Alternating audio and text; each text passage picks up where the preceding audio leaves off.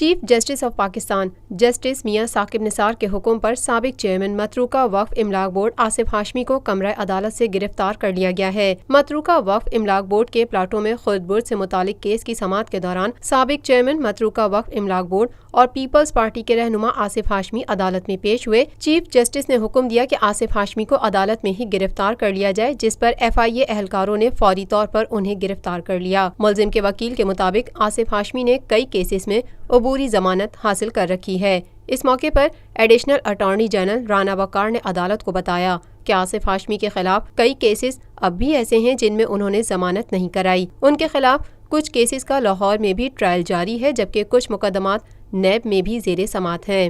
Chief justice نے حکم دیا کہ آصف ہاشمی کی جن کیسز میں ضمانت نہیں ہوئی ان میں گرفتار کر لیا جائے۔ چیف جسٹس کے استفسار پر بتایا گیا کہ لاہور کے اسپیشل جج محمد رفیق نے آصف ہاشمی کو ضمانت دی۔ چیف جسٹس نے حکم دیا کہ آصف ہاشمی کا باقاعدہ ٹرائل شروع کیا جائے اور جہاں جہاں ان کے خلاف کیسز چل رہے ہیں ان کا ٹرائل مکمل کیا جائے۔